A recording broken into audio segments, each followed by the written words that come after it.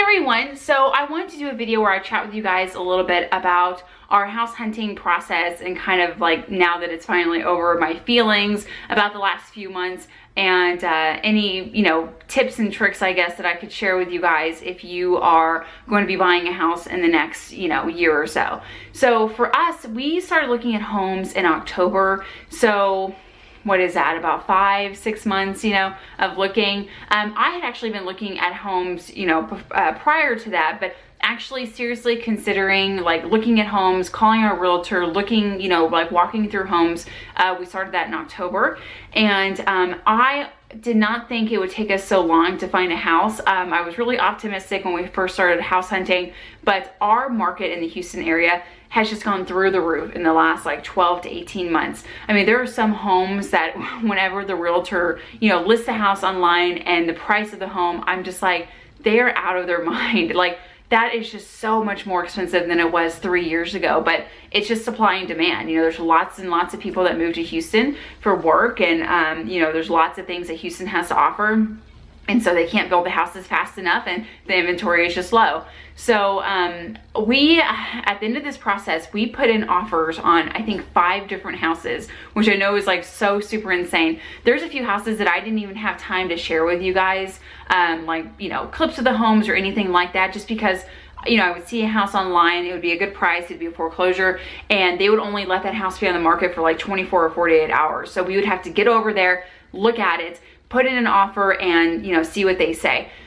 There was at least twice where my husband had to go look at a house by himself and put that offer in without me even seeing it. So he'd be like sending me pictures and video and things like that. So this entire process has just been like totally insane. So I am so excited that we finally found a house and that this process is over, because I'm just so sick of looking at houses. Honestly, like, I love real estate, but at the end of this process, it just kind of makes me like, oh, I'm glad that we're done. Like, I'm glad we found something. I'm glad we don't have to look anymore, because it's exhausting emotionally and physically and just everything. So I just have a few tips, I guess, or like things that I learned throughout this process that I just want to share with y'all.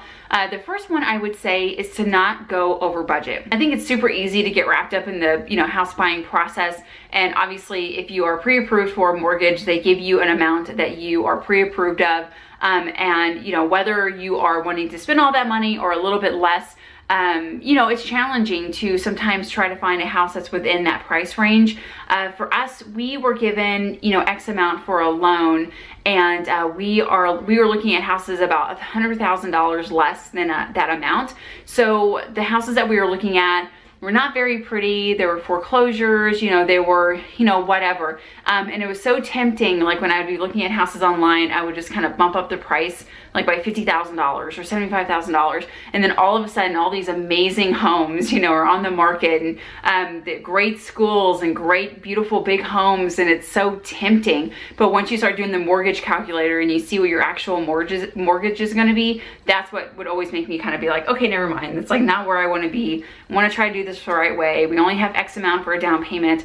And so that's challenging, but this entire process, like I said, it's taken us several months to find a home, but we eventually found something, and that would just be my piece of advice, is just kind of hold out until you find the right house. Because again, I think it's really easy to want to spend more money, get a nicer, bigger home, and, get it now. But it's also worth it, in my opinion, to wait a little bit longer, pay the price that you want to, and still get what you want at the end of the day. So the second thing that I learned throughout this process is make sure that you're getting enough space for your family.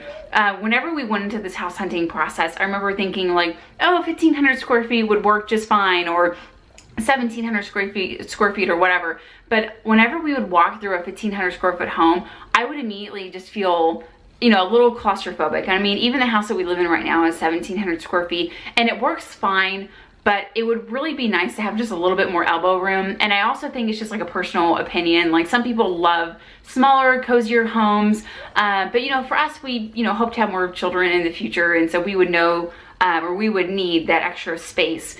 And like, my husband has to have a home office, and Connor needs a room, and we want, an additional room again for future children.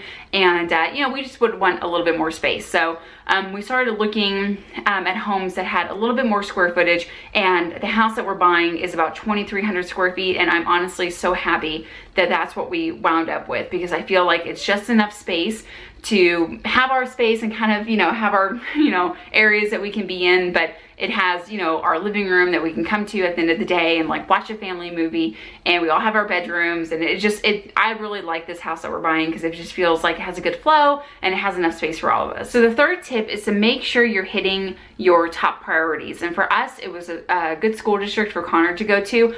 There were several times that I would get really frustrated with the whole house hunting process, and I would look at homes in like different areas where the schools were, you know, okay, but it definitely wasn't my first choice. And there were so many times that I was like, oh, let's just do that. Let's just, you know, Connor may not go to the best school in the world, but you know, that way we can buy a house so we can move on and everything. And the old house, or I'm sorry, the last house that we put an offer in on that wound up not working, the school was kind of like that. Like it was okay. It definitely would have, you know, worked, but the school that he's going to be going to now at the house that we're actually buying is way, way, way better. And so I just have so much peace of mind at the end of the day knowing that he is going to be going to a really good school. And that just gives me, again, just so much peace. And for us, like that was just such a top priority. Like I would much rather live in a smaller home and him go to a really, really good school. And so it's just trying to find those balances, I guess. But yeah, when I think about him going to a school that I'm just not really excited about, like it's just not something I want. So I'm really glad that he's going to be going to a good school. My fourth tip is that fixer-uppers are okay, but don't get in over your head. I was absolutely in the mindset this time around with buying a home that I wanted a fixer-upper. I wanted the wallpaper, I wanted the shag carpet, you know, I wanted the linoleum in the kitchen. Like I wanted it all because I really wanted to go in there and get my hands dirty and have that sweat equity and clean up a house.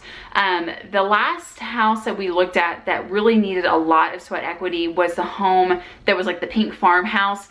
Not just from the interior, but there was also some things on the outside of the house. It needed a new well and a septic tank, and a lot of people didn't like that house because of the well and septic issue. I did mention in a video, I'm not sure exactly which one, but I did say that if the well and septic were busted, that there was no way we were even going to pursue that house because we couldn't afford to put in a new well and septic. I was hoping though that they were still working. We had just heard from a neighbor that they weren't working anymore, so I was just kind of hoping that we could, you know, get an inspection of those two items and the inspector would say, oh no, they're fine, and you know, whatever, wishful thinking. But it turned out that the well was not working, and so we couldn't even pursue that house. But that house had like pink carpet throughout, had pink walls. It just really needed a lot of TLC, but I just felt like at the end of the day that that house could just be so pretty. Like once I really got in there and put my hands on it.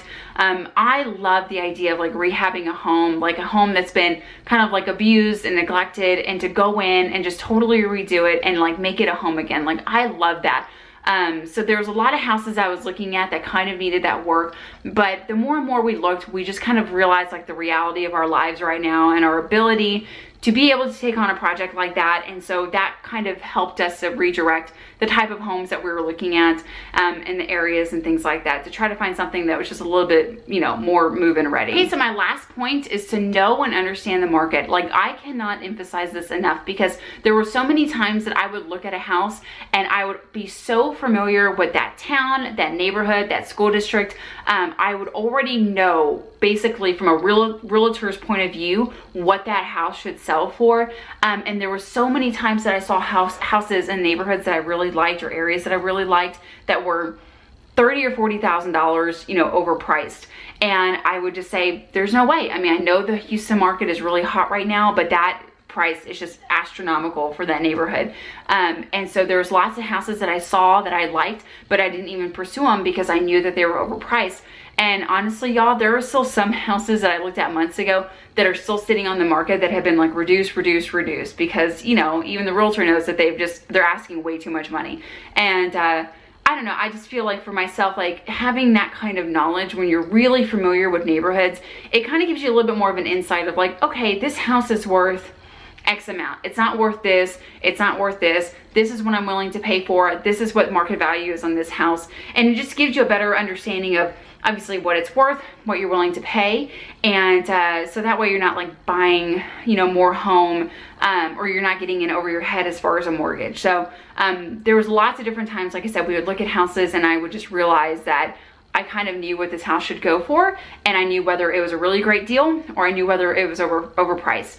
The house that we are gonna buy it was actually priced very, very aggressively. It was priced what I feel like a little bit under like market value, but they do that because the realtor wants a lot of bids to come in, because people get into a bidding war and they wind up, you know, either overpaying for the house, or they wind up you know, obviously going over asking price. So whenever we put in the bid for that house, we did bid a little bit more than what they were asking, and it was just enough to win the bid. So it was just super perfect, and I feel very confident with what it is that we're paying for that house in that neighborhood. And since then, we've already received like some credits back from the seller for a few things around the house that need to be fixed.